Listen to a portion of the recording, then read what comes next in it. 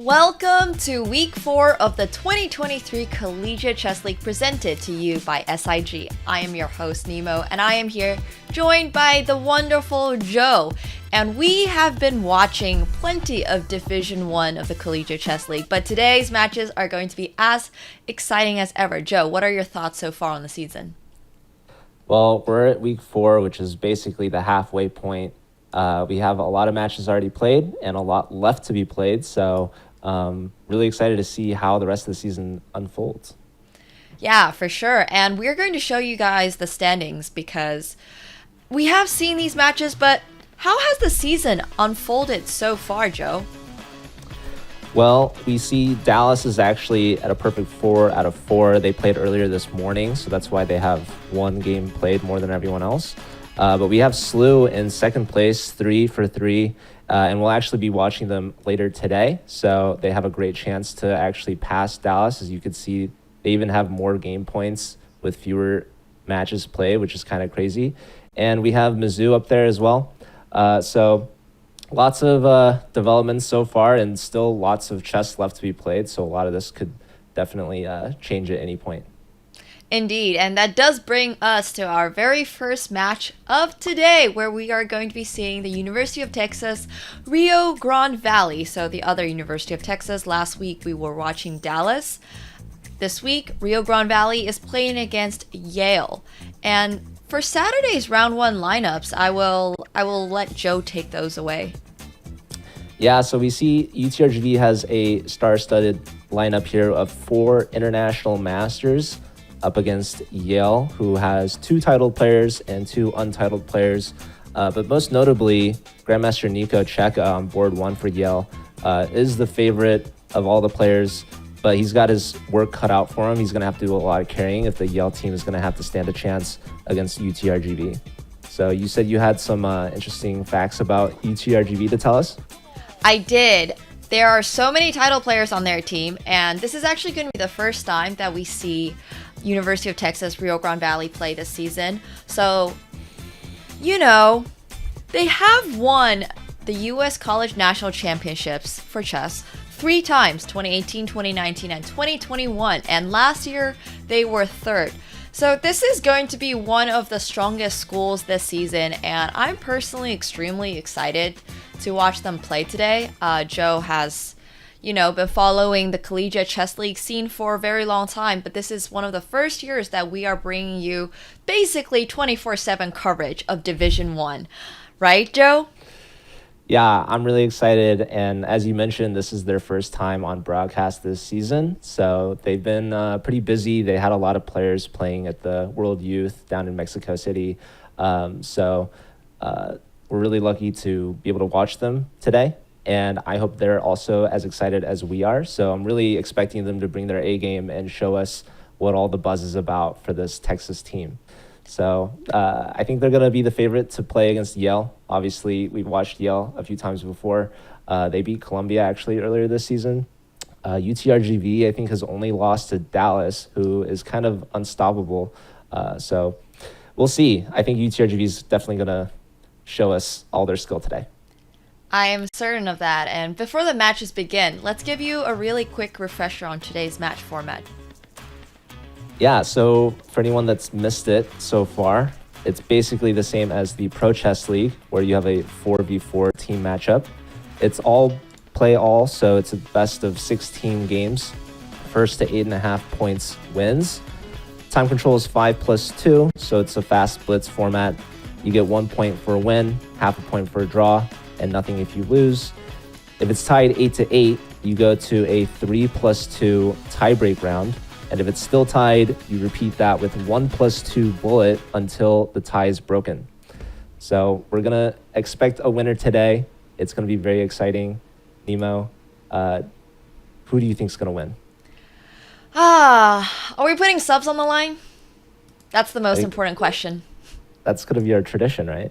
It is our tradition. We have bird's eye view here, and I think it is important to note that please do correct me if I am wrong, but with a team full of international masters and also, just a really strong team, period, I feel like I do want to place my bet on University of Texas RGV. But by what score? What score? Now you're asking the serious questions. Yeah. I think Usually it's going to be you pretty close. Yeah, it's true. Yeah, I think it's going to be close. I don't know how close it's going to be. I think, obviously Checa is going to be the favorite, but I don't know if he can go 4 for 4. That's going to be really tough against these strong IMs. Yeah, I hear you on that. So let's say that it's going to be Nah, 10 Oh, to 6 because Checa is going to win at least some of his games. I think there's going to be a couple upsets. Okay. So I'm down to place a bet. I'm going to go with 9 to 7 for UTRGV. I'm going to say it's close.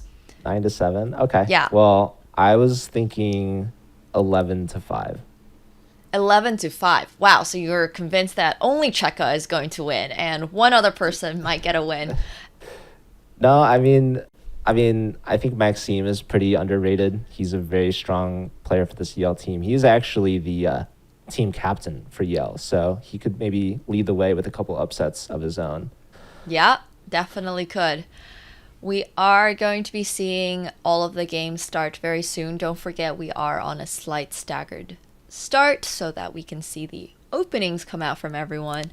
As you were talking about Maxime, they've actually entered the French, and it's a very relaxed position so far, and I think White actually gets something pretty comfortable out of the opening here. So once again, I think to Joe's point, there is always the chance, obviously, that you beat an international master as an untitled player. Titles are not everything in chess, for sure. Yeah, I think Maxime's game transposed from Karo Khan, but he's got the white pieces. But we have another board that we're looking at here. This is board 1 from UTRGV playing against board 4 from Yale. Jirai Druska. Do you know any of these RGV players, Nemo? I do not. I am not familiar with any of the RGB players, but I do want to encourage chat to predict and to use their channel points, put their channel points to good use.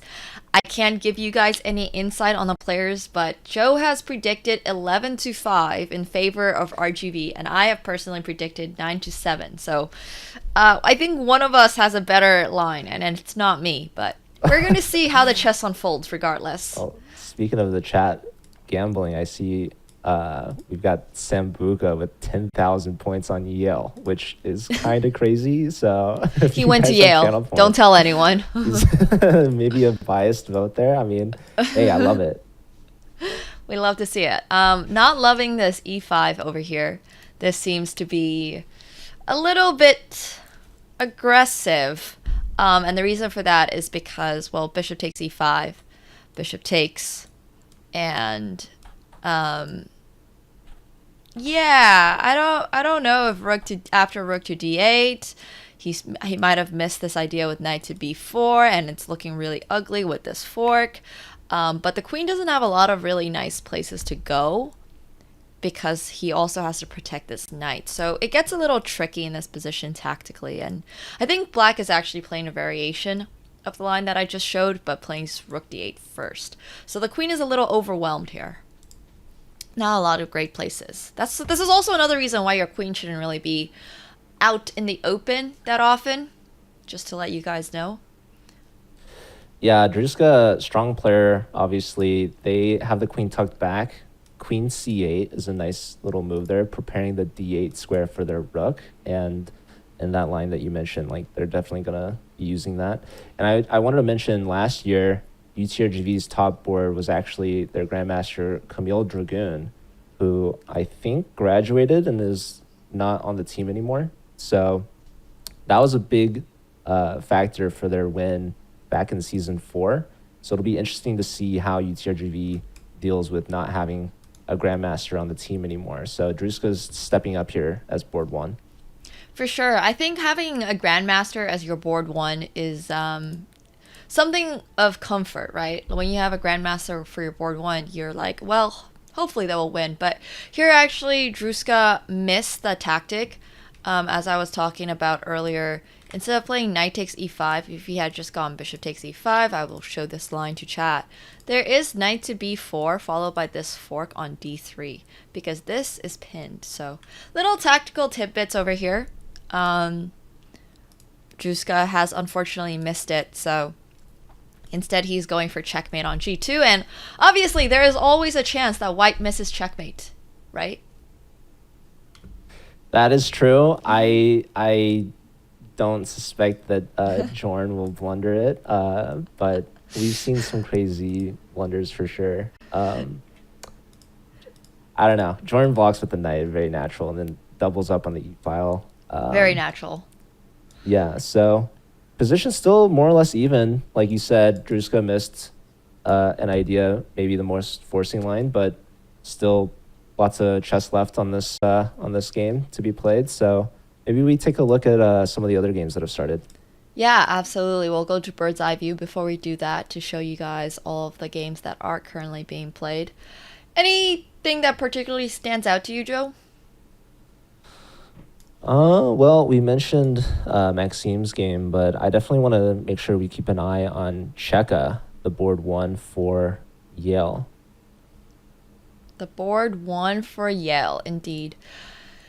You might have seen Checa play last week as well. Very strong grandmaster, but I'm not sure he will be able to take down his opponent in this game in particular. However, I do want to point out that it's kind of fun having queen and two knights. I don't know if you guys are aware of this, but I've been very aware of this. I've been playing a lot of endgames recently, but queen and knight combinations can be so dangerous. So dangerous. Well, white has the bishop pair though, so I think it comes down to the kind of pawn structure that they're in, and right now it looks like the position's pretty closed with all these pawns. So I do like the knights, and wow, wait, we just saw a ton of moves just flash in, and Checa is going to town on the kingside pawns. Okay, well, remember what I said about the knight and queen? In this position, I would say that this position isn't exactly all that necessarily close. It's semi-close. We'll go with semi-close, but that was a brilliant move as offered by Chess.com. F takes e3, queen takes g3 means that black actually gets 3 pawns in compensation for his knight. And white might think that swapping off the queen here means that he has a very easy endgame to play, but actually after queen takes, black had the choices of 2 different pawns. And we're actually seeing this exact checkmate threat once again. This is the second time we have seen it today, and we've only looked at 2 games so far. So it looks like Texas really likes the checkmate threat. Yeah. Can't blame them. Seems that way. I think checkmate threats are great. We love those. Yeah. F6, I mean, blocks the mate, but obviously every pawn push you make near the king is going to make some weaknesses. So how does Checa convert? Like, he obviously gave up a knight to take all these pawns, but now his queen's all up near the king, but is completely alone. I guess, like, right now h4 is hanging, so white has to deal with that somehow. Yeah, I think white can offer a queen trade here, because otherwise losing the pawn probably brings a lot of uncomfortable situations once again, right? Like, Checa already has the 3 pawns for the piece. I'm sure Wang doesn't want to give up any more, but I don't know if he wants to play queen d4, considering after takes, black once again does get the choice of either one of these pawns. I'm not sure which one he would rather take. I would imagine b3, and has the potential to create a pass pawn over here, but realistically this game should be going towards a draw after the queen trades. Yeah, I like the b3 pawn as well. You come with tempo against the bishop, and you're making a 2-on-1 majority on the outside, so maybe potential for making a passed pawn. Right. There's a lot of potential here. Did you want to look at some of the other games we haven't looked at yet? For sure. Let's take a quick look at bird's eye view. Check on those eval bars as this endgame starts to simmer down a little bit.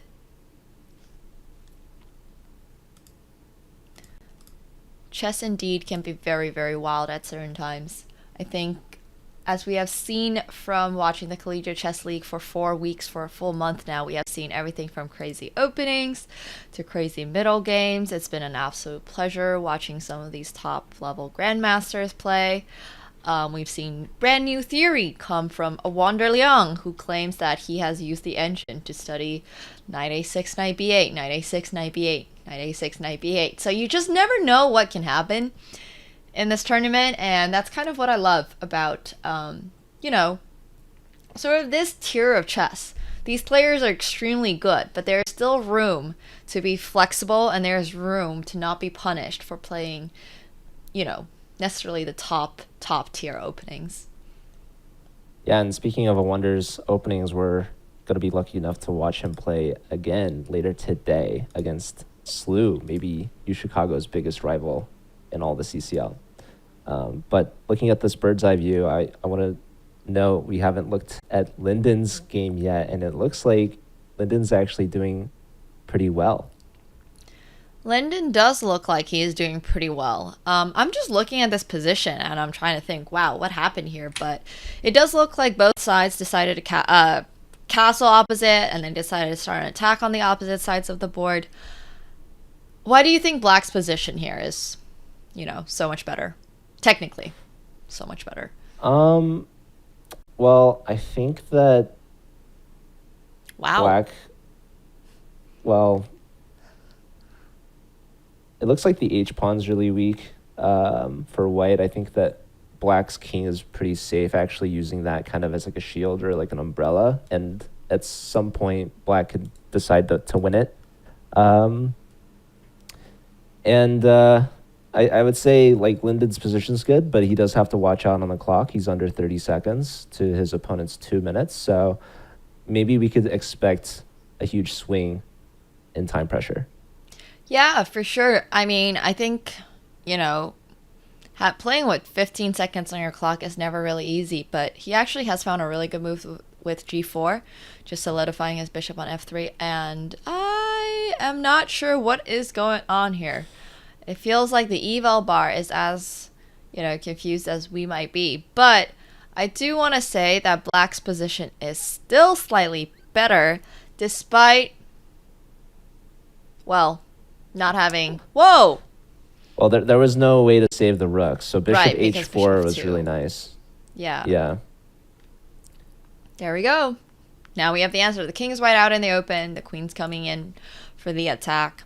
It's a very dangerous position here for white. But Black only has 17 seconds, so you never know what might happen. I think Lyndon's got this in the bag.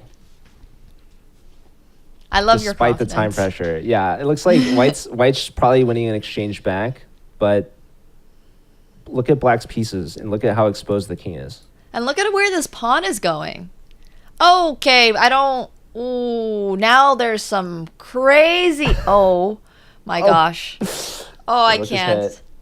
Rook g4, your only move because your knight is hanging and you gotta save your rook. Oh. There was rook g8 There's and rook g1, but... How does Lyndon flush this bishop out of f1? He can't. He had to swing his rook over. Unfortunately, now there's no way to swing his rook over because Lyndon has fully blocked the g-file with his pieces. Lyndon, if you're listening, I'm sorry. I might have cursed you. I think you cursed him. He really, really just had to see, instead of a few moves ago, if we go back, he just had to spot the idea with rook to g8 in order to flush out that bishop. You stated exactly what Lyndon's problem is, and he needed to act on that.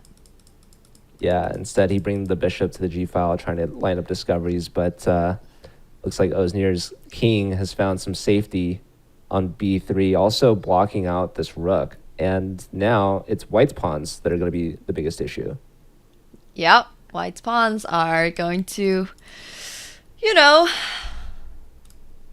completely roll. He has two connected pass pawns. The bishop is a light squared bishop, and Black has a knight that is potentially able to affect the f1 square, but this pawn on c7 is also pushing towards promotion rapidly. Yeah. Rook d8 is coming. Oh, that's a fork. That's game over. That is a fork. So maybe we should take a look at bird's eye view. We have some results coming in. Indeed. Remember when we said that it's going to be 11-5? Or at least Joe said it's 11-5.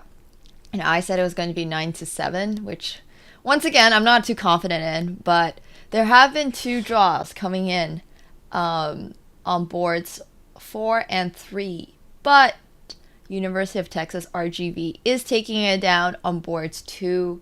Oh, sorry, I might have read the boards wrong. That's my Well, bad. the biggest upset here, we can see Checa actually lost to Texas's board 4, which is a huge upset. Anytime a board 4 can get points in the first round, that's a huge swing of momentum for that team. So Yale only gets 1 point with the 2 draws, and Checa, who I was thinking is the favorite, actually loses in round 1 already. So that does not bode well for this Ivy League team.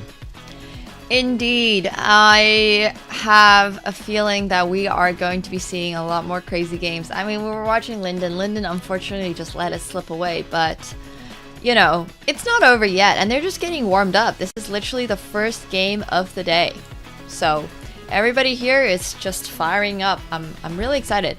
What do you think will happen this match? Well, in the second round, it's interesting because UTRGV, like all 4 of their boards are roughly similar rated, like they're all IMs. Yeah. But Yale actually surprised us with 2 draws on their bottom 2 boards. Getting draws against IMs is actually like, let's take a second and appreciate how crazy that is for unrated players to hold their ground in a blitz game here. So this Yale team, their top boards did not show up, unfortunately, in the round 1. But like you said, they're still warming up. There's still lots of potential. And I think if the bottom boards can continue to get some points here and there, this Yale team could still pull off an upset. I absolutely agree with you. We're actually going to get a quick look at Juska's game as they're heading into this Sveshnikov. Who do you think will be the highest score for either team?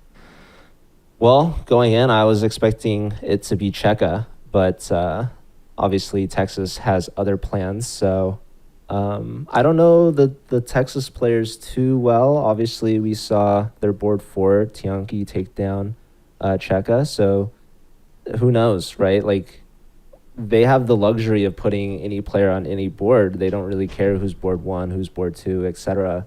They're a team effort, and they're going to try to do their best regardless of each individual score. But I mean, do you have any other thoughts on that?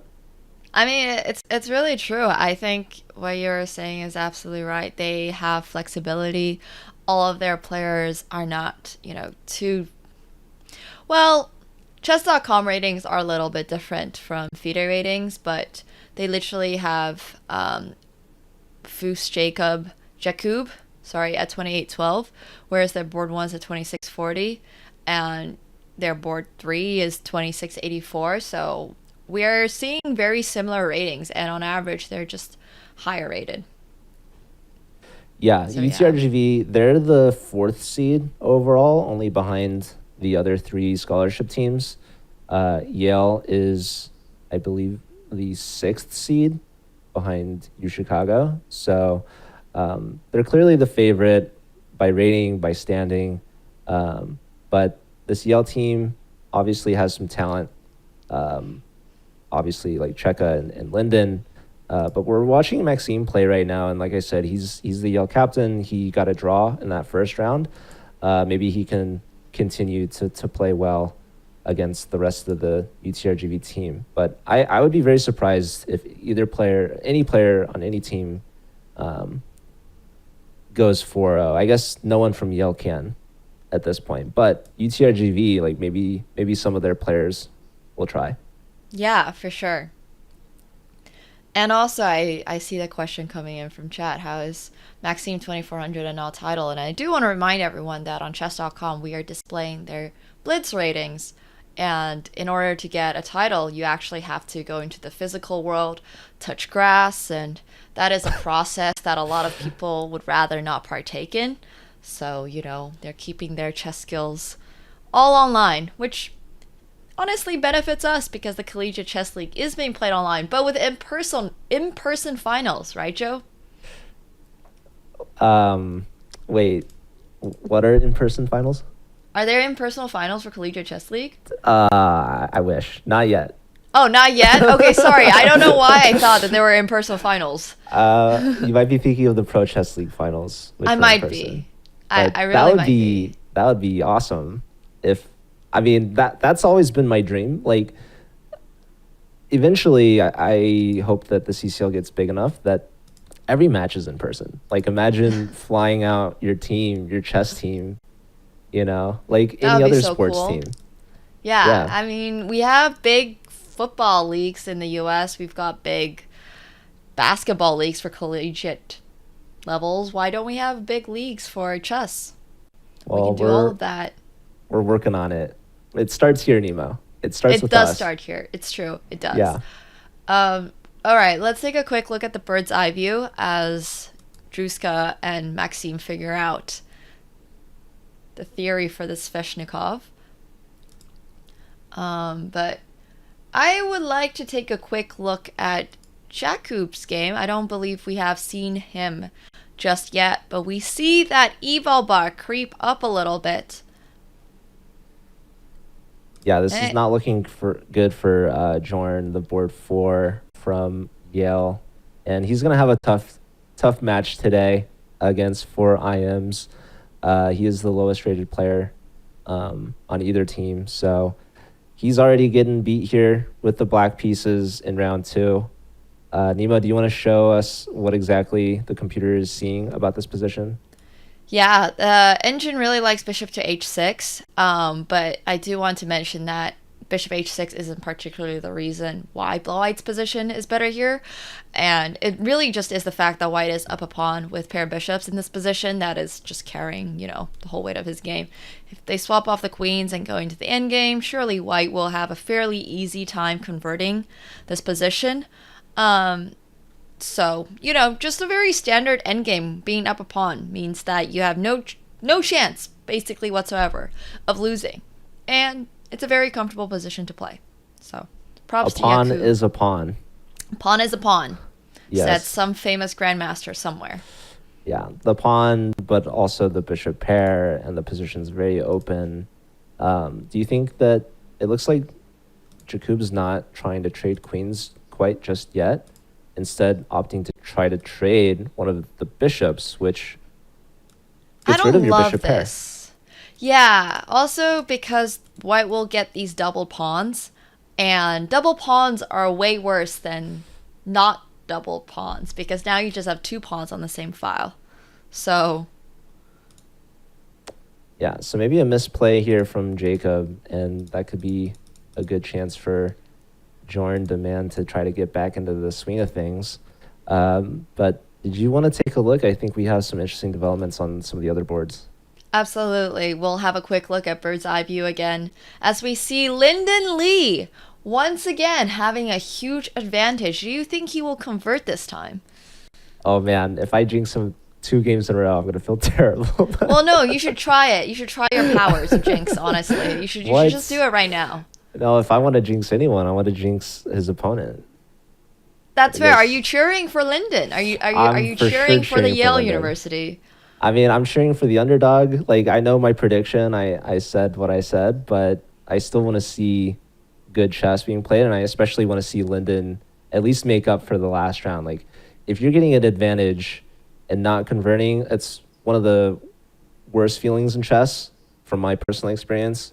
So if you could do it twice in a row, I imagine Lyndon's going to maybe lose a little bit of sleep tonight thinking about it. Yeah, it's very true.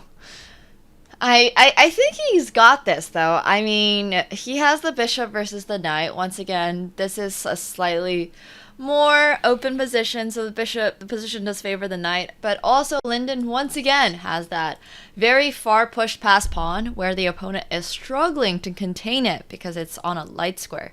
And black, having no light squared bishop, has to actually use his knight to come back to try to take it. So that is what black is going to be focused on at this current moment, giving Lyndon the time to simply reposition his pieces, maybe move the rook down to the 7th. A lot of ideas over here.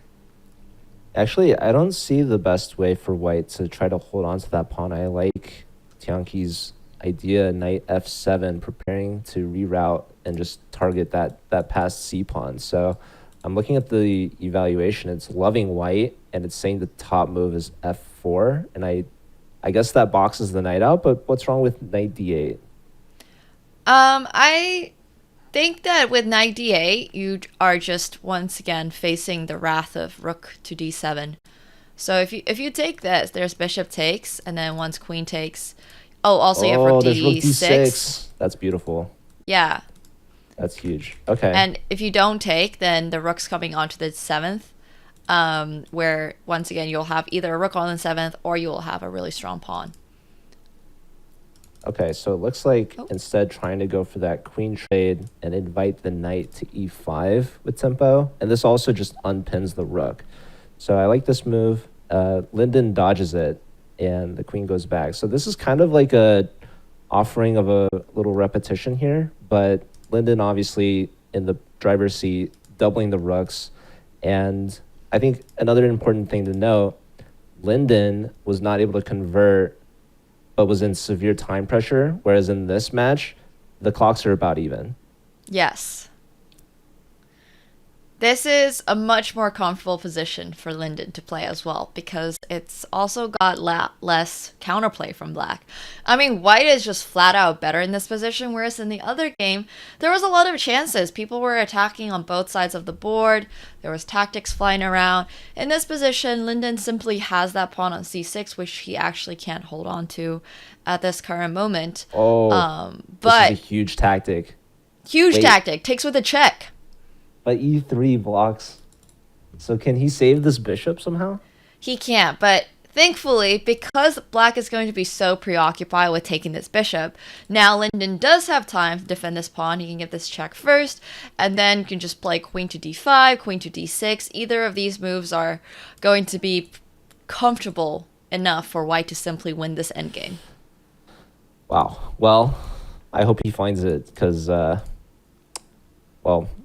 yeah, again, if he can't convert this, I'm going to be a little crushed. But but he's not in time trouble this game, so I do think he could convert it this time. All right. Come on, Linden, you got. Also, we've talked a lot about Linden's younger sister. I believe it was just her birthday. Oh, so she turned 14? Yeah, she's now 14. She's playing in the U.S. Championship.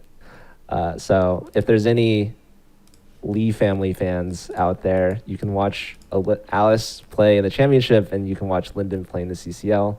And I think there's a hand and brain match between Chess Kids and the Harvard team coming up soon. I mentioned before. I love it. Yeah. Someone here suggested queen to d7, but queen d7. I would not recommend. Actually, maybe it still works. It still works. It almost everything in this position is winning, but queen to d7 is unnecessary because where do you go after you put your queen on d7? You're not actually threatening something, and this is one of those moves that looks really cool, but all you're going to accomplish is a queen trade at best. So instead, what Linden has decided to do is push his other pass pawn up, and then now plays queen d7, takes. And because the king is not one move closer, does this with a tempi, and now after rook takes, there's promotion. Nicely done. So Linden gets the job done, and we can take a look back at bird's eye view. For sure. But queen d7 was the correct idea, just had to find the perfect setup for it. I'm proud of chat for using critical thinking and looking at chess moves. And we see a checkmate against Maxime. So UTRGV answers right back with a win of their own. And that leaves us with two final games. Oh, I spoke too soon. Checa goes down again. This is a rough start for the Yale Grandmaster. Oh, wait, you're the one that said 11-5, right? Oh, my prediction is so not happening now. Can I change it? Oh my god, I was not expecting this to happen. Well, unfortunately for Checa, he has lost against Oznir. There is one more game between Jakub and Jorn happening right now, where the position is favorable for white. It's technically, I would say theoretically, potentially winning endgame for white, but rook endgames, as we all know, are notoriously difficult to play. Yeah, if I had to, guess, I would say that Jacob could definitely convert. I would expect International Master should know what they're doing in rook endgames, like up a pawn. And time pressure, like people make mistakes as well. So how would you convert this?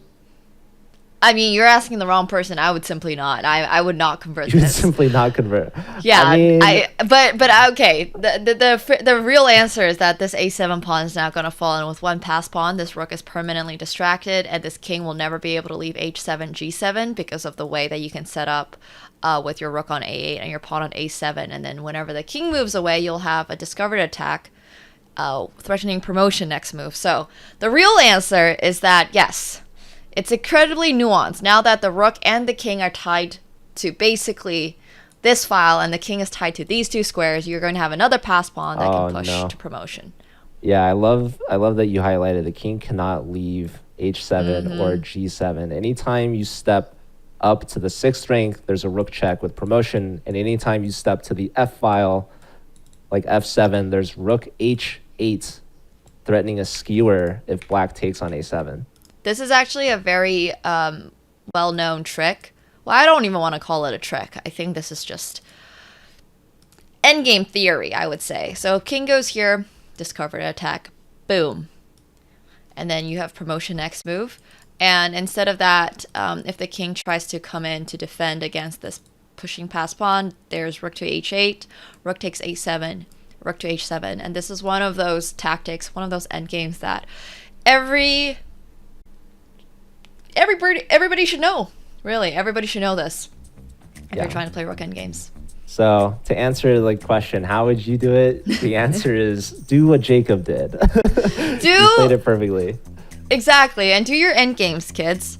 But we do have round 2 scores with 6 points for UTRGV and 2 points for Yale. Unfortunately, I was placing a lot of my marbles on Nicolas Checa, but he has not been able to score a point thus far, which just shows to you how good UTRGV really is. What are your thoughts on the match so far, Joe?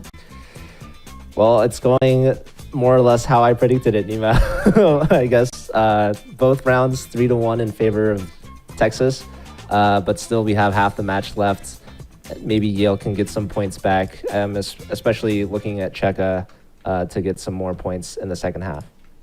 Yeah, absolutely. I mean, I think the matches so far have been really exciting, and I'm always happy to hear what everybody's thoughts on it are. But to me personally, it's felt like I might have expected Yale to have a closer score. My prediction was 9-7, but it feels like Joe has had a much better grasp on the true strength of UTRGV.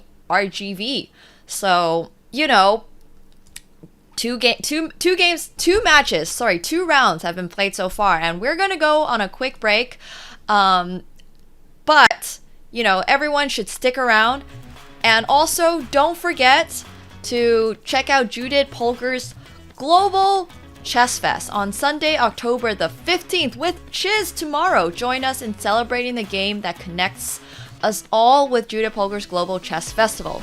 Tune in for a triathlon of tandem chess, puzzle battles, bullet chess, featuring our very own David Owl. Use Command Chess Fest in chat for the details on the event. And a reminder, don't go anywhere right now. We just watched University of Texas Rio Grande Valley taking on Yale University, and we will have more chess for you right after this.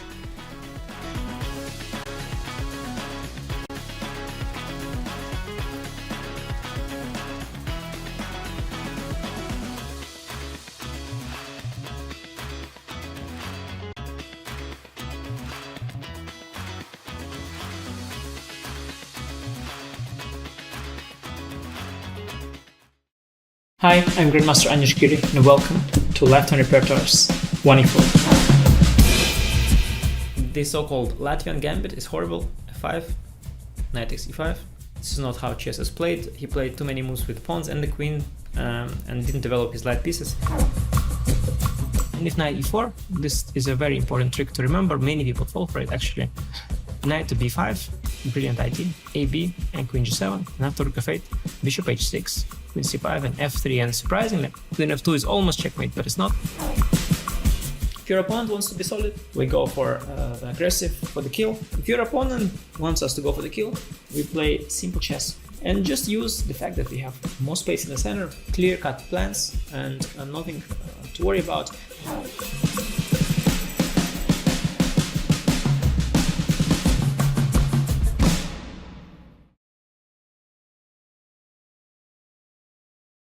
Today we're gonna go down into the New York City subway, set up a table on the subway platform, and see if we can get some strangers waiting for their trains to play chess with us. All right, now I'm gonna see if I can get anybody. Hey. I'll be white. White. Yeah, 'cause I need all the advantage I can get. Sounds like he knows what he's doing a little bit. Don't worry, I'm not that good. Yeah? You're just out here playing chess, not that good. Got the Chess.com app. You ever play on your phone? Oh, yeah. You said he barely played. I'm a teacher. What do you teach? Chess. I'm just kidding. Self-defense. How do you stay sane? I used to do a lot of meditation, take medication. What's like lesson 101 of self-defense? Run. What are you listening to right now? Train, Sean Paul, Ed Sheeran. What is the meaning of life? It's funny because like what I'm doing I feel like doesn't align with my philosophy on what the meaning of life is, but it's like obviously spend as much time with family as possible. The best person you can be, get closer to God, not to be evil to each other. There you go. Good game, thanks for playing. Good game, thanks man. for playing. I appreciate it. I'll see you in a self-defense class. Enjoy Harry Styles.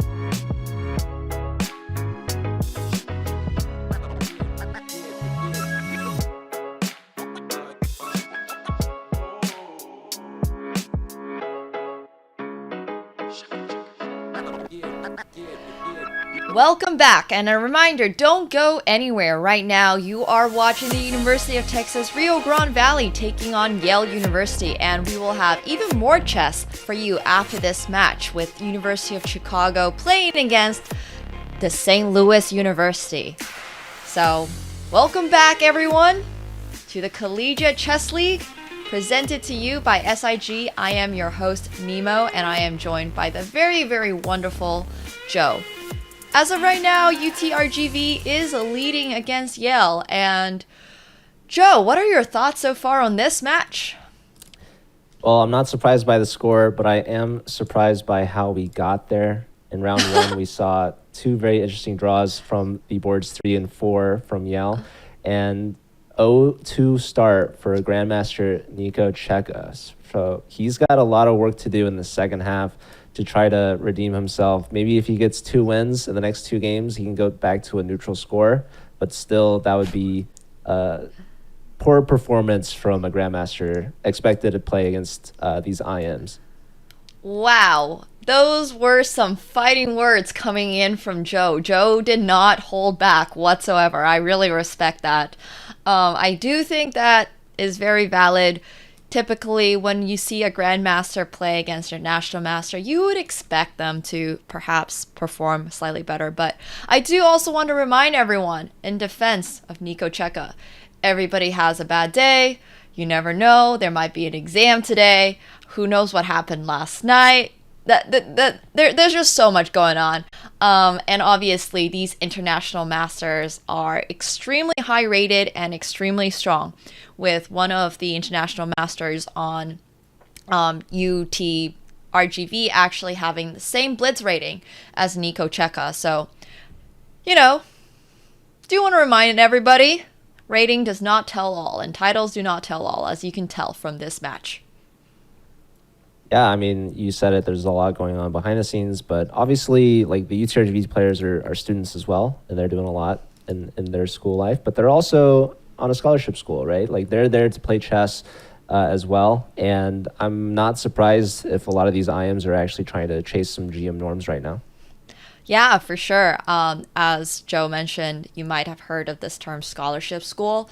So in the US, and also I presume in other countries, I do know of a few special cases where school offers you a scholarship for playing chess on their team. And I had actually gotten one of these scholarships to... Actually, I don't think I actually got the scholarship from the chess. I think I just got a straight scholarship to St. Louis, but that's a different story.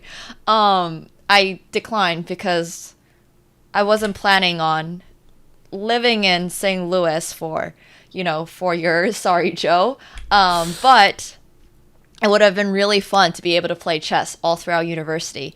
And that is what some of these players get to do. I mean, obviously, on top of it, they have to study and they have to have good grades and all of that stuff. But they also get to play chess, and they also have a chess program, and they have coaches, and they have this whole wonderful system of being able to collaborate together, play tournaments together. Sometimes they go to World Juniors together, So being on a scholarship school can be really cool. I like that you said that I chose some fighting words there, but you definitely had some haymakers back my way. Exactly. I mean, you're going to be our very first interviewee for today, so I'm just setting up the mood, Joe. Wow. Chat, okay. get ready. Well, don't forget, we're also going to be watching St. Louis play later today, and we might interview some of their players too. So maybe they'll have some questions for you by what you meant by that. Shoot! I accidentally they accidentally caught some strays too. Oh man, you're fighting against everyone today, Nemo. Yeah, I really am. No, but in all seriousness, St. Louis is great, and they have done amazing things for chess. Where the American Chess Championships are also currently ongoing, right? I do want to point out that we have the match underway, Nemo. So maybe we could look at some of the games. We've got Lyndon Lee playing right now against Druska. Lyndon is actually the point leader for Yale. He got a dub in that last round. So do you think he could maybe carry some of that momentum into the second half? Absolutely. I think we've been seeing excellent play from Lyndon today. Unfortunately for him, the very first game that he played was absolute time scramble, but I think he learned a lot from that okay, well, sorry, what is G3? He's castling by hand. He is castling by hand. He is. However, I would have probably personally picked a longer way to castle by hand, just because this bishop fianchettoed is kind of powerful with a king on G2 and a pawn on G3. So I would just personally be really scared and instead have picked the longer way with H3, King G1, King H2. But I'm sure that this is also something that Lyndon has calculated, and he does have 4 minutes. We love to see Lyndon, that. He's castling by hand. Maybe not the best place to put the king, but he is up a lot of time actually, and that's definitely worth something, especially in this blitz time control. But did you also maybe want to check out Checa? I think we should definitely see how he's taken that halftime break to recollect himself and try to get back into the swing of things. Absolutely. Since Chad is currently making fun of my pronunciation of fianchetto, I assume it is not pronounced fianchetto, so I will go with fianchetto, which might be more accurate. Sorry to all the Italians out there. My apologies. All right, we are going to be tuning into Checa versus Jakub, and I just want to point out, is Jakub potentially wearing a bathrobe, or is that just like a really fluffy sweater? Maybe we could do a poll in chat. Yeah. To me, personally, it looks like he's wearing a shirt and then has slung like a bathrobe over it.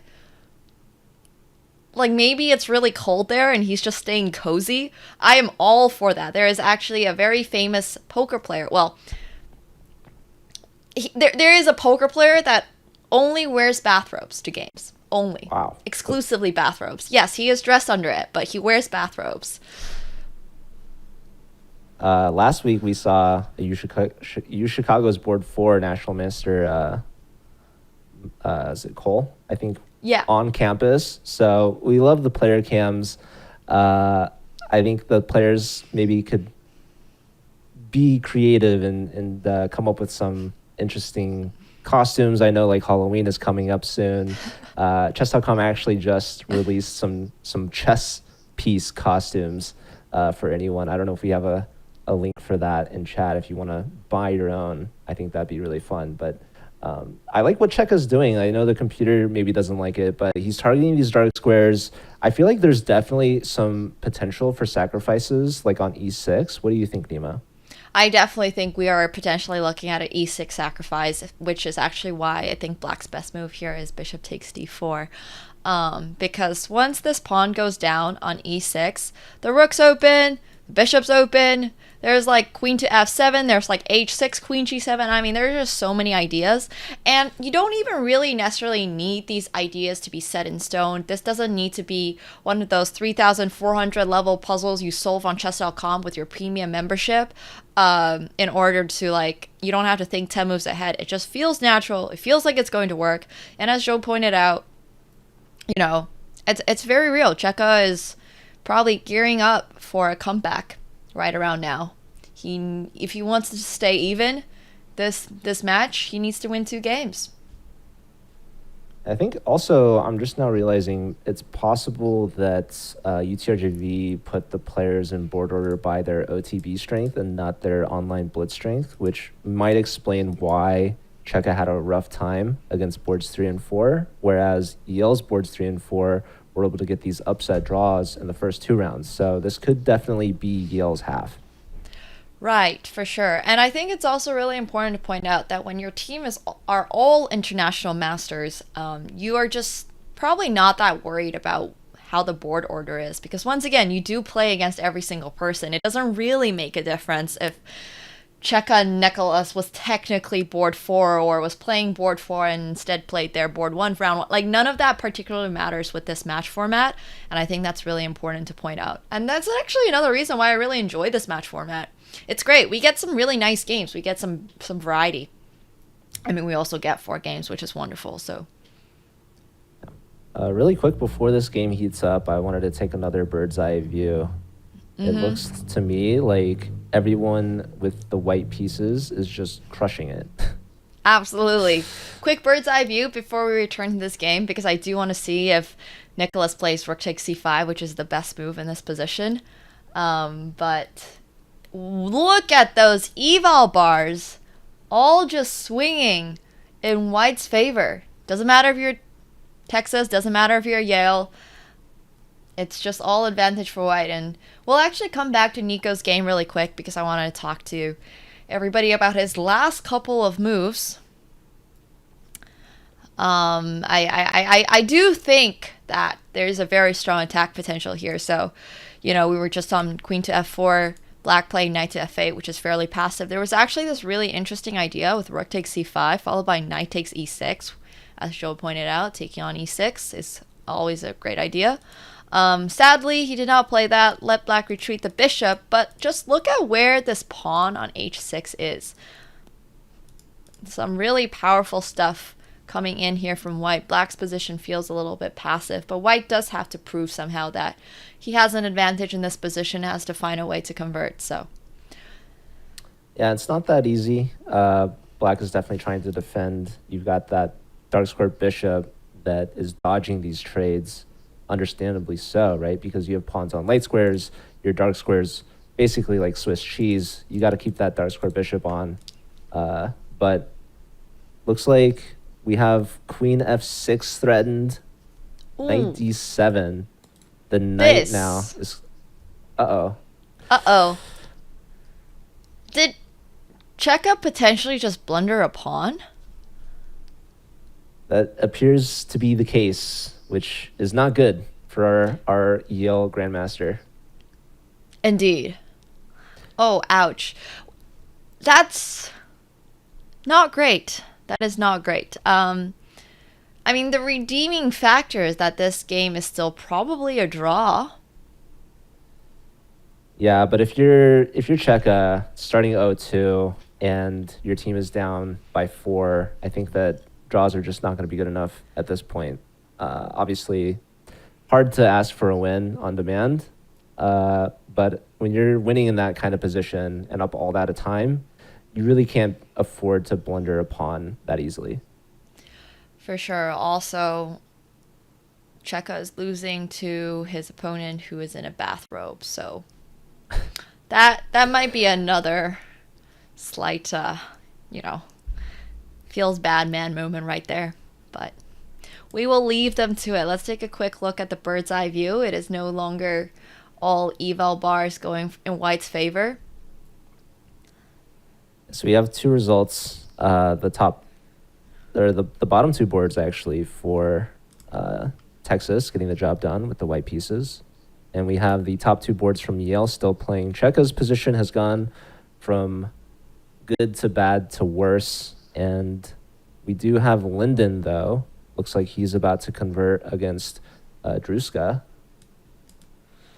Absolutely. And Linden has been having a very decent performance so far. And although Linden might not be titled, he has shown that he can certainly be equally matched against international masters. And his sister, he is titled. He's not FIDE titled, but he is titled. Oh, national master, right? Yes. I forget that national master titles don't show up sometimes because it's oh wow. Sorry, there's a lot going on here. So Linden has 17 seconds, so we don't need to go into the nuances of this position. But after king e8, there was just straight up e6, threatening rook to f7 with checkmate with queen to h6. But once again, with 18 seconds on the clock, not expecting. Oh, there's mate in 3. I thought he did play. He played e6 at some point, but yeah, he finds this really nice mate. And I want to mention, like you said, Linden's been playing great. He's been winning in every single game he's played. He's now 2 out of 3. So he is doing phenomenal this week. Absolutely amazing. He has been playing some really cool chess too. I think not only has been playing phenomenal, he has been playing fun chess. And I genuinely love the style of chess that is aggressive, is having fun, is like not shy about just playing the game, because I feel like a lot of the time when we watch super high level games, not saying that these aren't, super grandmaster games, but they can be very slow. We're getting 50 move endgames. We're getting like that stalemate on 113th move. So these games today have been a lot of fun. Yeah, we do have one last game remaining. The top board from Yale against Jacob from Texas. We saw Checa blundered a pawn early. Well, not early, but earlier. And now is playing for a draw here. Yeah. I do want to point out that the cameras are wrong. We're actually missing out on Yakub in his bathrobe. Yeah, I love this bathrobe. You knew exactly what I was going to say. You're kind of jealous, I feel. I am kind of jealous. It's so comfortable. What if I showed up on broadcast in a bathrobe? Well, I mean, we have a break after this match, so I don't think I own a bathrobe. Wait, sorry. As we were making that joke, white, okay, I think it's still a draw. Table-based draw, yeah. Yeah, it's a table-based draw. But I was going to say, these 2 pass pawns look mighty scary for 1 second, but it is still going to be a draw. I got nervous for no reason. I was so worried for Checa. We can see a mouse slip. Oh, there it is. All right. Okay. Well, so Checa's on the board. Checa's on the board with that half point. Yeah. Okay, so 8-3. I need or I guess the scores have to be updated still. But I need Yale to get to 5 because I want those subs. I can't believe it's been about a month now. This is our fourth time casting together, and we are here. We've been making predictions every single week, and nobody has won yet. But for whoever's prediction is correct, they get 10 subs. So Joe is looking very likely at this current moment. Joe, would you like to break down the round-by-round scores for us? Yeah, so that round we saw 1.5 points for Yale. Linden still leading the way, getting a dub there. And UTRGV getting dubs on their bottom 2 boards and a draw against Checa, which is a phenomenal score, leading the match to 8.5, 3.5 in Texas's favor. So because Texas gets to the 8.5 point mark, they're officially the winner of the match. But we do have one last round, and these points do matter for the tiebreak at the end of the season, and that could be really important for the playoff standings. Yeah, absolutely. I mean, I think these have been really exciting games. It does look very much like UTRGV is taking away this match a little bit. Unfortunately, Yale's board 1 has not had the best day thus far, but, you know, there's always the chance that he ends on a high note. Yeah, speaking of which, we have his game underway. This is board 1 versus board 1 in round 4. Obviously, Checa wants to end on a good note. Like you said, he still hasn't gotten a win yet, but he did get a draw on that last one.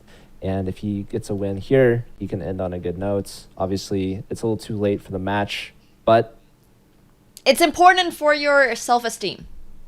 Yeah. I think that is the most important note. I think winning is extremely important for self-esteem. I like just joke that even before, like if you're having a bad tournament, as long as you end on a win, it's probably not that bad. Well, in quotation marks. Nemo, looks like we have a result in a poll on how to pronounce fianchetto.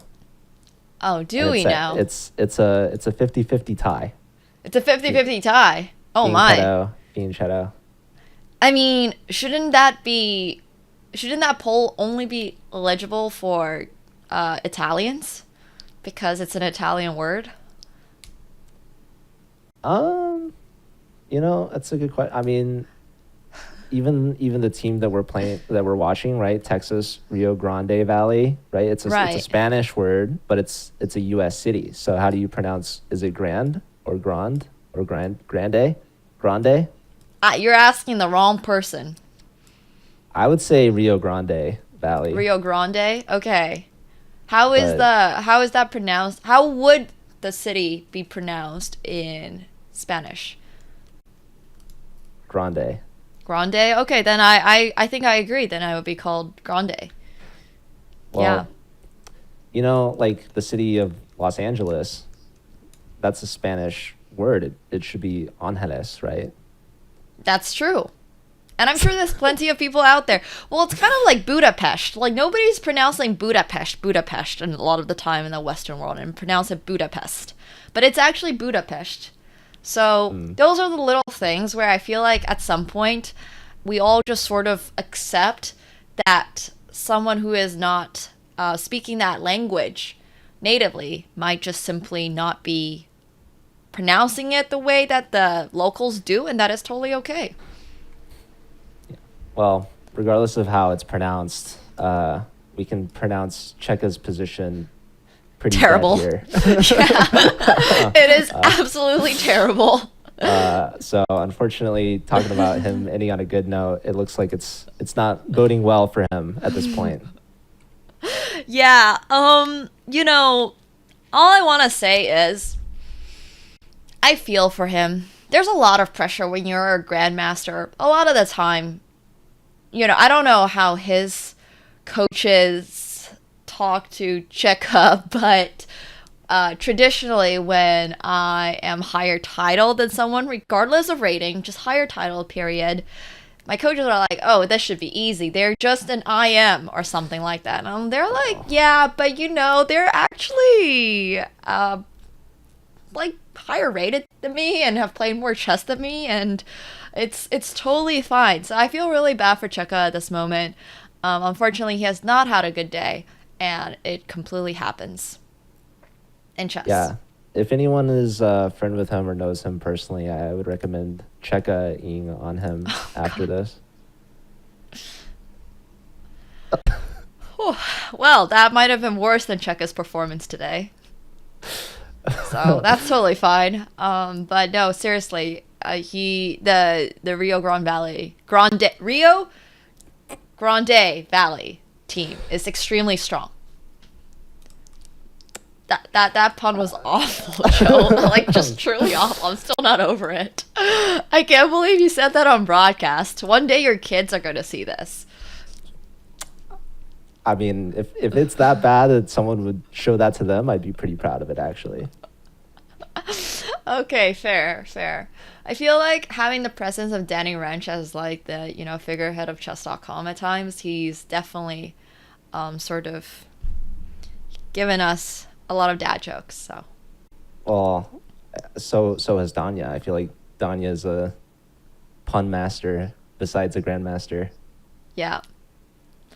I actually do think that Danya has pun jokes, and I guess Danny has dad jokes, and those are different. So that is a good distinction, but they're both Daniels, so maybe that's the true source. That's true. Are you also a Daniel, Joe? Secretly, no. I wish. Not that good. I love it. And thank you very much, Nick, for the raid, and welcome everyone. We're currently covering the Collegiate Chess League. I hope you had a wonderful stream. Hope you had a success in that bullet brawl. But thank you. Yeah, for those of you tuning in just now, we have UTRGV versus Yale underway. This is round 4 of 4. UTRGV already has the win because they have a score of 8.5 to 3.5 right now. But these last 4 games are going to be relevant for the standings for tiebreaks.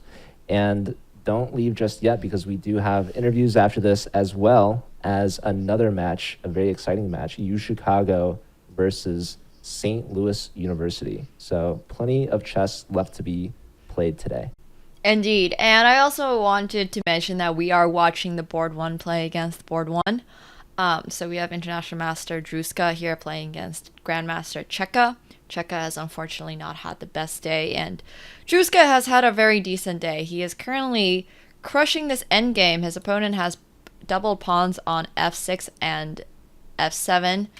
And Druska is just going to go straight for the d5 pawn. Black is in a world of uncomfort right now.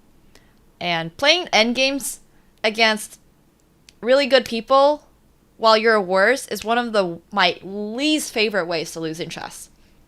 I would much rather go down in flames in the middle game, but just being outgrinded is just painful. So I feel for Checa at this current moment. Well, maybe we shouldn't feel too bad for him just yet, because even though his position is not anything to write home about, his clock is definitely one of the saving graces, if not the only saving grace in this position. I think that Checa understands that and is trying to put Druska into some sort of time pressure and maybe get it back to an even position. Yeah, absolutely. Let's take a quick look at bird's eye view as we leave these two players to battle out their endgames.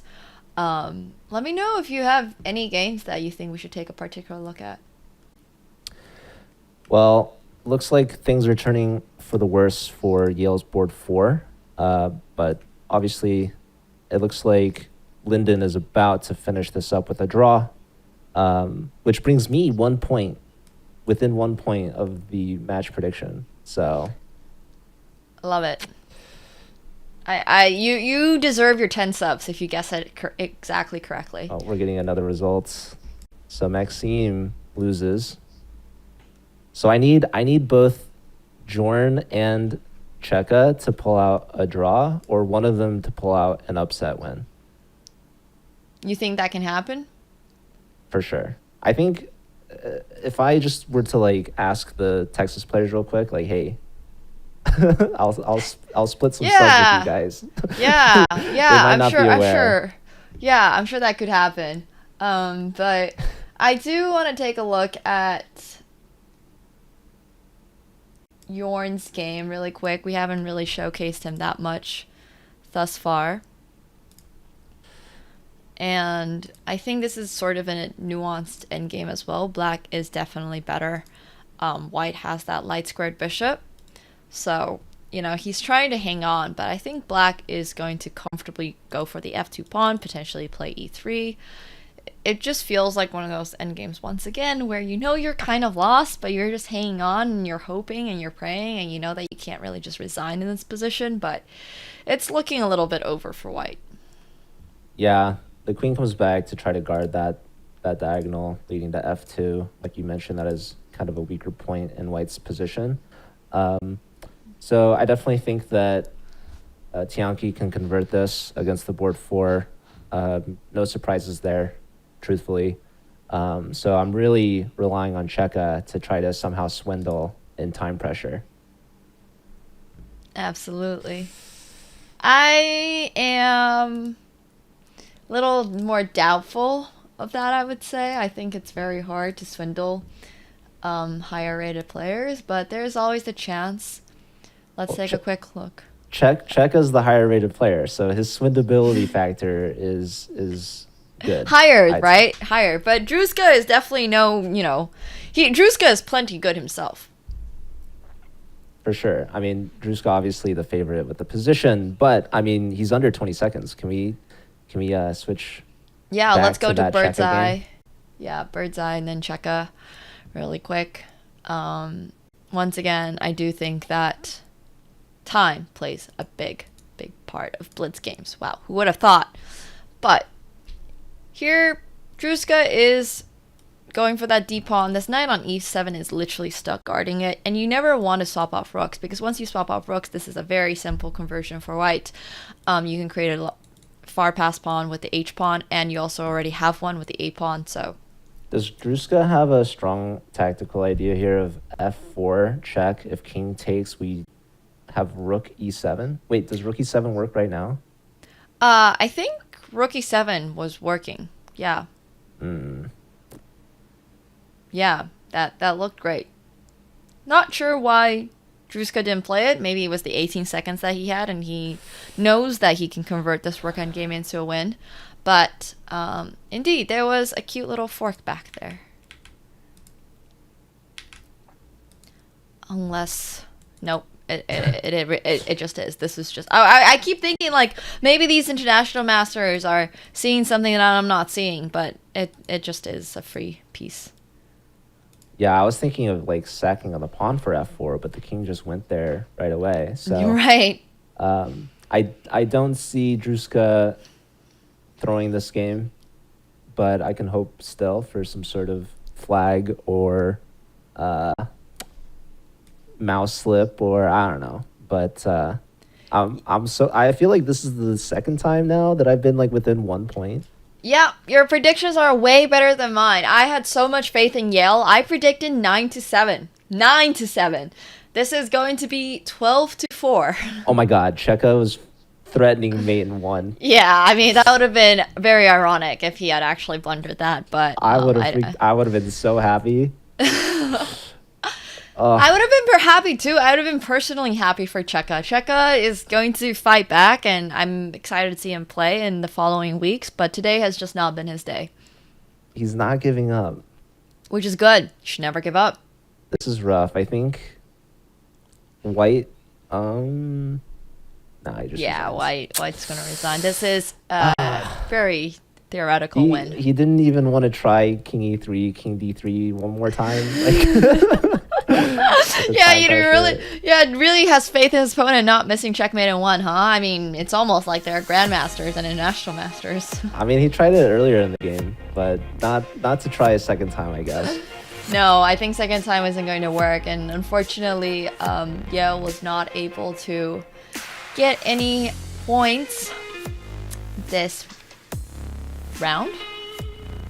They got 1 point. Yeah, they had a half point. Sorry, that's my bad. They did get a half point this round, but UTRGV just out here with 12 points against 4. Very, very strong team. What are your thoughts on this all, Joe? Well, if you look at the player performance, I think that today we saw Linden really bring up his quality of play. He had a positive score against 4 IMs, which is a phenomenal performance by Linden. And I think the major takeaway is Linden with a rough performance. Only 1 draw out of 4 games. So Yale's going to have to go back to the drawing board. And with less than half the season left, it's going to be tough for them to try to get to the playoffs. Yeah, absolutely. I think we've had some really fun games today. Unfortunately, the scores. See, scores can be really misleading sometimes. You might be seeing that score coming in right now and being like, wow, this was a slaughter. What happened this match? Man, did they just lose really badly? But I do want to say, despite what the score looks like, there were a lot of really close games. There were a lot of really interesting matches. And I think everybody here has learned a little bit of tactics, at least, and a little bit of endgames. We've had some very instructional games. Unfortunately, not always, in the higher rated player's favor. But I think that just goes to show, once again, anybody can win in chess, and with good gameplay, you can beat anybody. Wow, what a concept. But yeah, I hope everybody has been enjoying this. And also, don't forget, guys, we are going to be going on break. But before that, the Chess.com College Ambassador Program is back. So if you're a college student who wants to help grow chess on your college campus, join the team and get the backing of Chess.com at your school. Benefits include Diamond memberships, exclusive Chess.com merch, career opportunities, and even meeting chess celebrities. You can use command CAP in the Chess.com chat. And Joe and I are actually going to be right back, and I have an exciting interview, and Joe will actually be my interviewee, so it's going to be awesome. We'll be right back.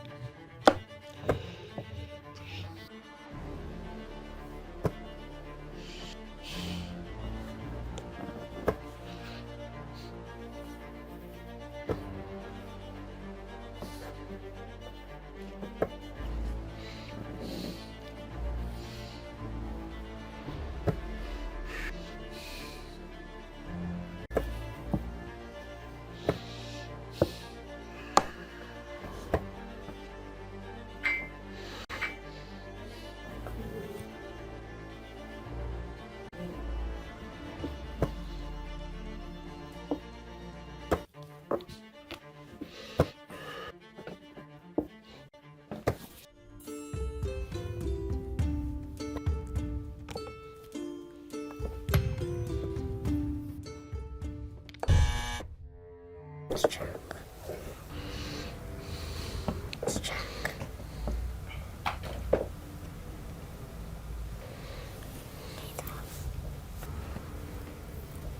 Peter. Let's check. Let's check. Oh, sorry. I didn't hear you say anything.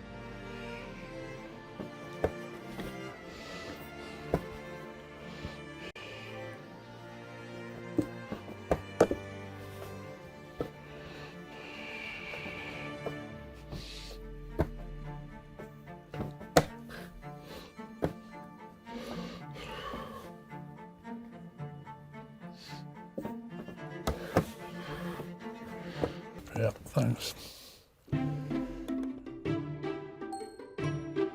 I thought Padana played extremely well, very, very solidly. Didn't make mistakes and made good positional moves all the time. The last time I was wiped out by a woman was by Nona Geprindashvili in 1966. She beat me. She beat you. Two wins and one draw. Nice. Yeah, I'm retiring.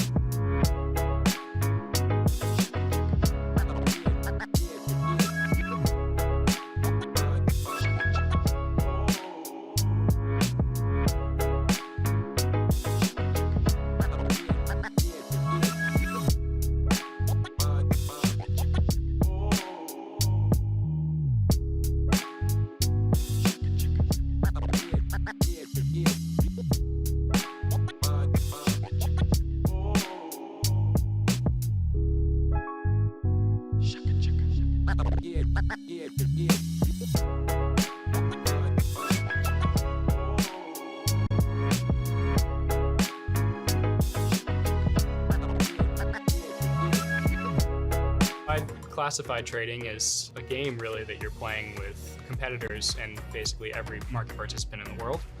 My path, I came in as a poker player, but I think that the main thing that everybody has in common is a sense of competitiveness and interest in gaming and strategy in general. Yes, you can actually use gaming skills for your career and for something to do on a day-to-day basis.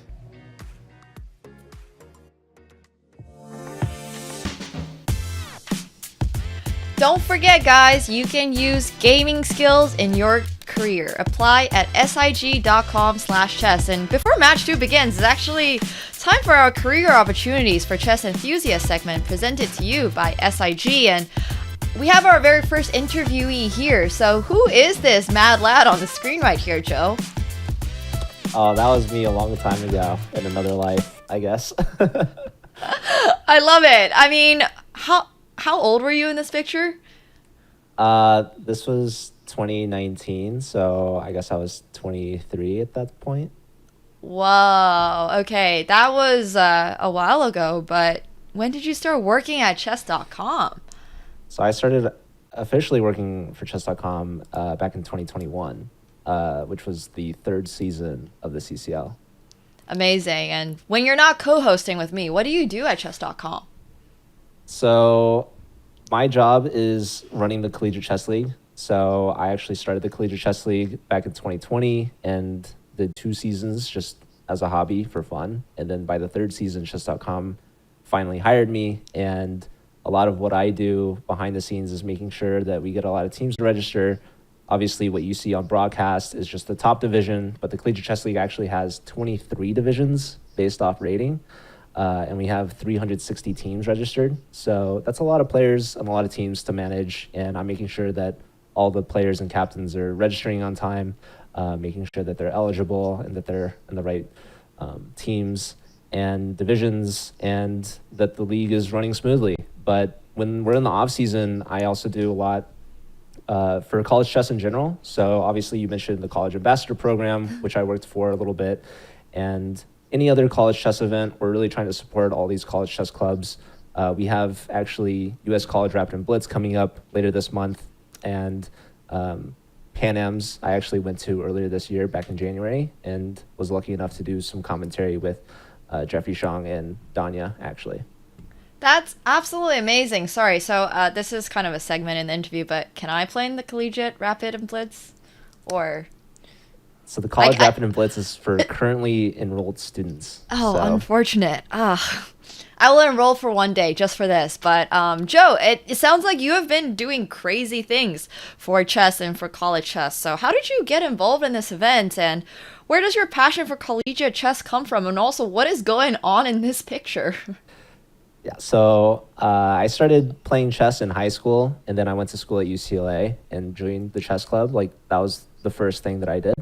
So I was really involved with the chess club and really looking to play a lot of friends, but also compete against other schools.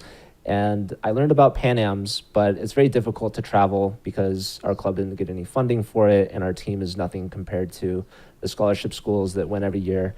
And it's only once out of the whole school year. So that kind of planted the seeds into how I came up with the College Chess League idea. And seeing Chess.com run the Pro Chess League was actually like my aha moment of like, this could all be done online. So that's how the CCL came to be.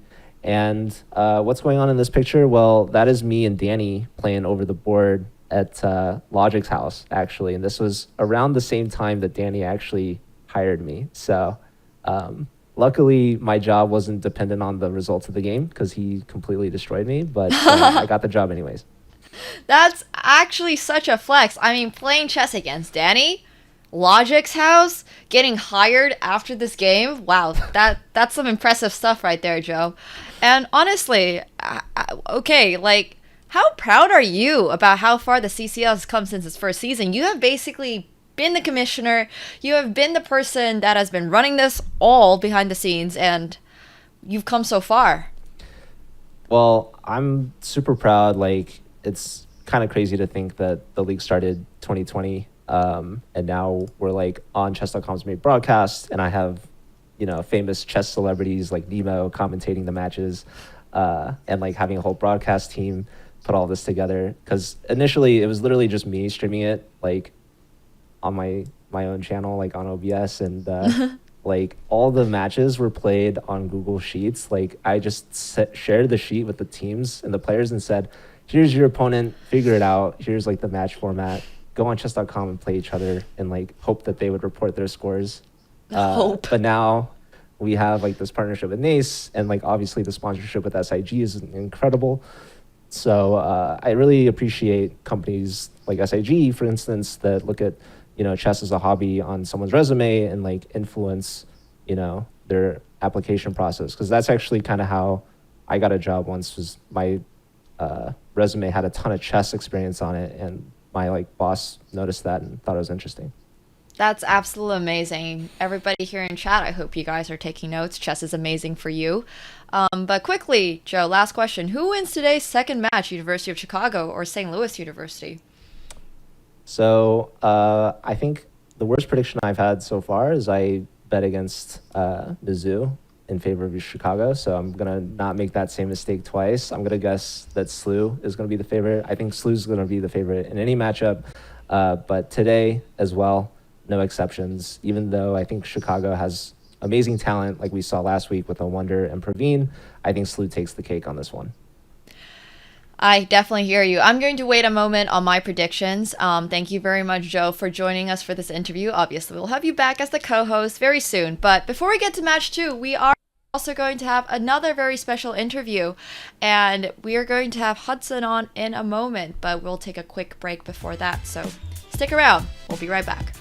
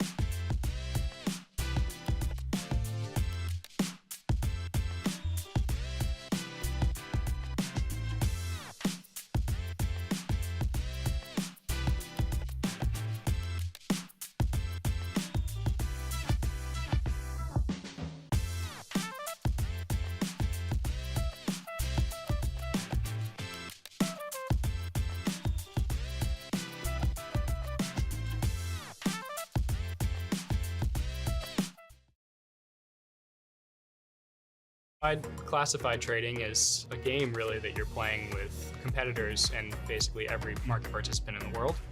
My path, I came in as a poker player, but I think that the main thing that everybody has in common is a sense of competitiveness and interest in gaming and strategy in general. Yes, you can actually use gaming skills for your career and for something to do on a day-to-day basis.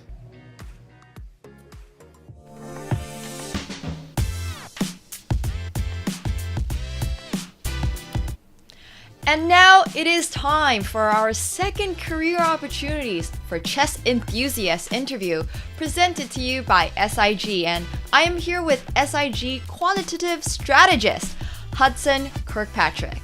So Hudson, thank you very much for joining us. As a quantitative strategist, tell us a little bit about what you do at SIG and also what your personal connection to chess is.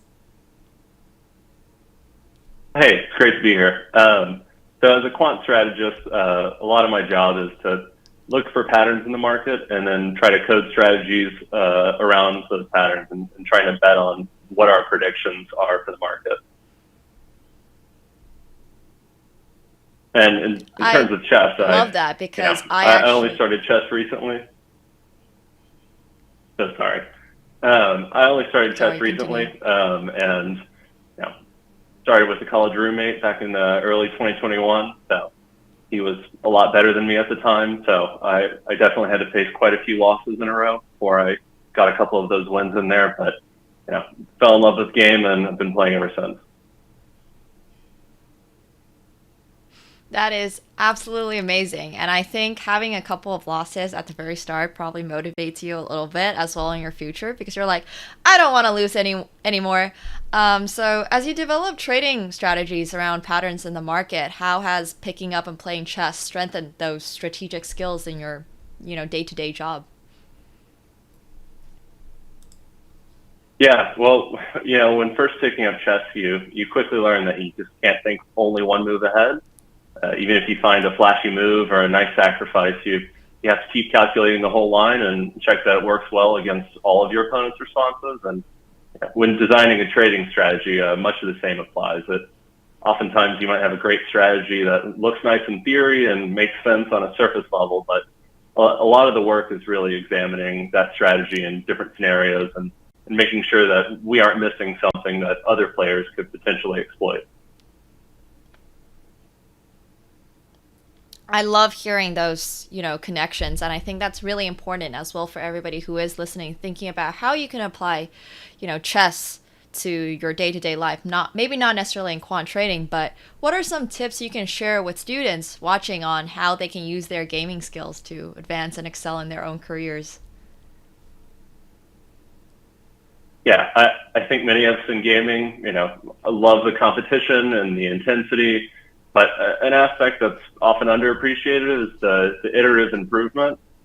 After the highs of a win, we often want to go out and celebrate, and the lows of a loss might have you wanting to throw your phone at the wall. But I think the process of going through, despite the result, and looking back at your moves and your work and figuring out, in the case of a win, what you could have done better or, improved on, and in the case of a loss, how you could have avoided some of those mistakes.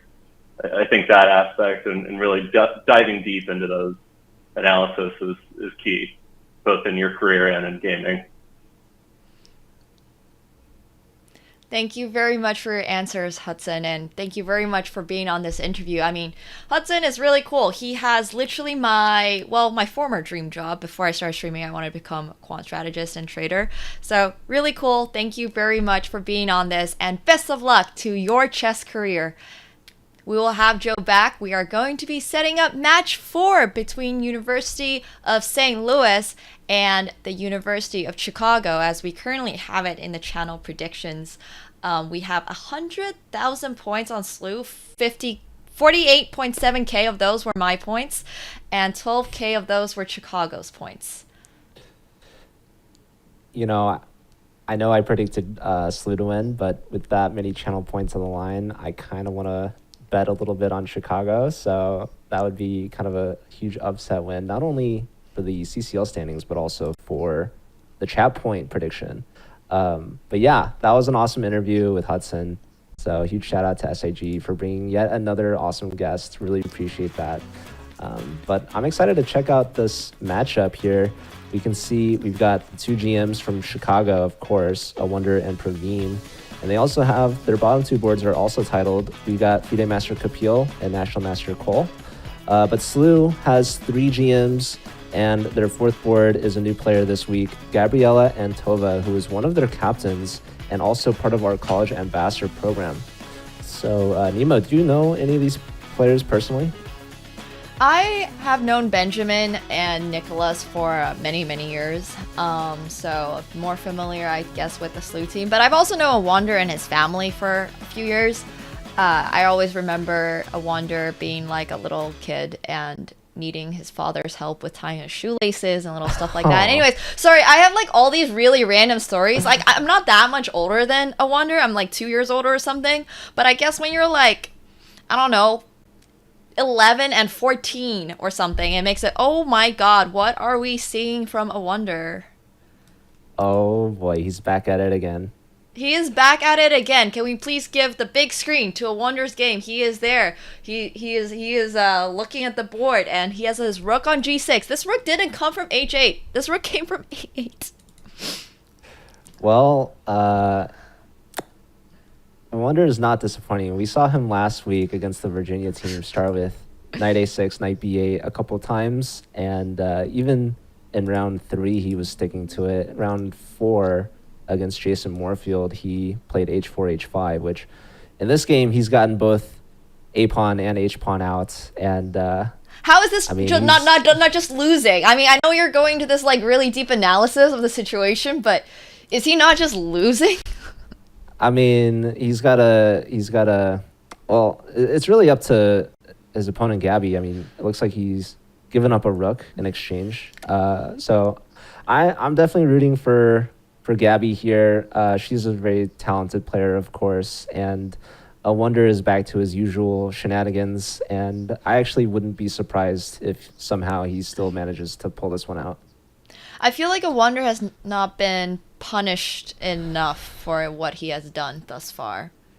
No, he had 2 draws last match against Virginia in rounds 3 and 4 against their 2 titled players. So, like you said, he hasn't been punished enough. So maybe Gabby can give him his first loss. I definitely do think that Gabby is on track to that. She is not messing around. She's looking. She's taking this very seriously. She has 4 minutes, 31 seconds. She's playing this. As a matter of fact, my opponent has given me an exchange out of the opening. I have a much better position. He is just, you know, asking to be punished on the board at this current moment. I mean, you can't get away with this forever. I know you're 3,000 Awonder, but having this attitude isn't going to make you win every single game. There has to be at some point a game that he, loses. You can't keep getting away with it, chat. Yeah. No, someone's got to stop him. And I think for sure, SLU is a good opponent for Chicago at this point, right? Like, Awonder last week we saw get away with it a lot against the Virginia team, but now he's up against arguably the strongest matchup for the whole season in SLU. SLU undefeated so far. They're 3 for 3, looking to go 4 for 4. And Chicago, I mean, they obviously have a lot on the line here. They're trying to make playoffs as well. And if Awonder can get punished, then maybe his team might have to talk to him and try to take things more seriously. Although in his interview last week, he'll argue he is taking things seriously. So I don't know. What do you think? I think he is not taking things seriously. I know that we should take people at face value sometimes and, hear what they're saying. I've always been a fan of being extremely just, I don't know, empathetic. But in this case, I think he might be going a touch too far because SLU is a really strong chess school. Like, they are the chess scholarship-best schools of the chess scholarship schools. They have such a strong team going down to like Division 3. So I would just personally choose a different school to do this against. Not saying that Awonder can't choose what he wants to do with his own life. He is very much a grown adult, is a grandmaster. He is 3,000 rated on Chess.com. All of these things are, points that I will never reach in my life, and that's totally fine. But the decision to play a5, rook a6, rook g6 is something that I can change in my life, and I just don't think against Slew is the peak moment to do it. Yeah, he already did it last week against Virginia, but obviously he's back for more. He didn't get enough of it. He hasn't gotten it out of his system yet. So he grabs this pawn on h4. I mean, is he going to get away with it, Nemo, or is he going to win? Like, I guess that's the same thing. Is he going to get punished by Gabby here? I think Gabby's plan in this position is fairly simple. I think Gabby just wants to, I was going to say maybe queen e3 first just to secure everything, but I'm sure it's not that big of a deal, and then just castle. And then, eventually just convert this endgame, because you're up in exchange. That's what you do when you're up in exchange. You convert. So yeah, easier said than done. I know this is a bit like just win, just convert, just don't lose. It's hard. It's easier said than done, and it's much easier being the commentator over here, having this board, having the eval bar, us being the audience. I know a lot of these days we try to not use critical thinking, so I do actually want to mention to you guys why this is not completely winning for white. The material is, the pawns are equal at this current moment. White is up the exchange, but one of white's issues is their h3 pawn.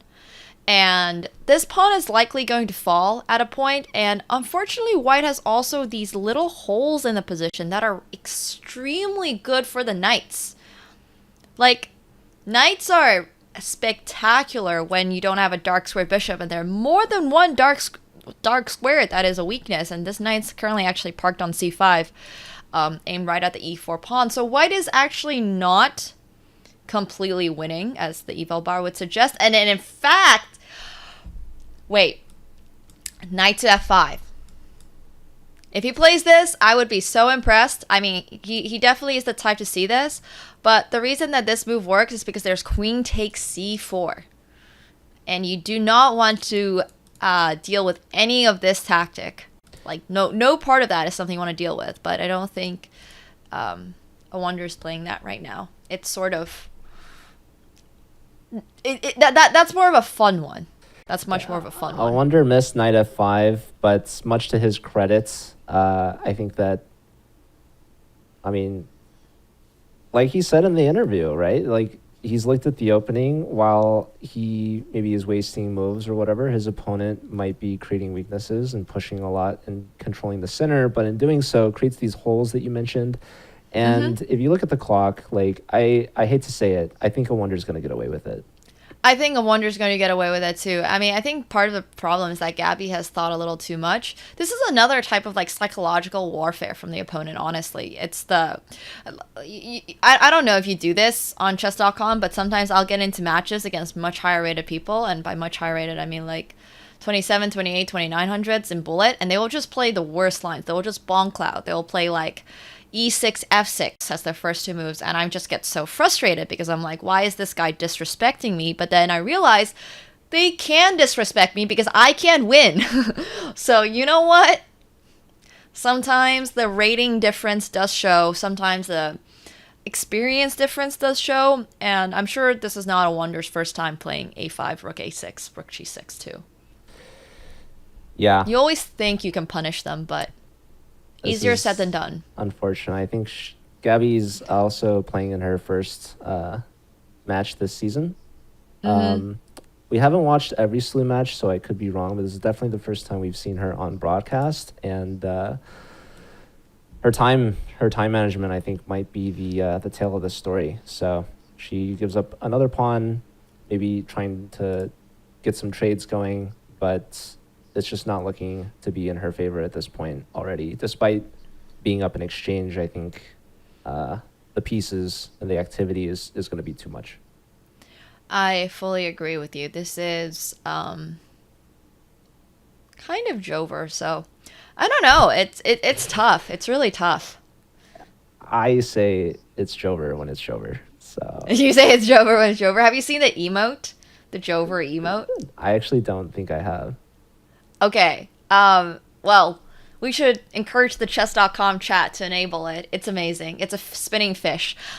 Sorry. Regardless of that, really random tangent. It's one of my favorite emotes right now. So trendy. It's very trendy. I've been watching a lot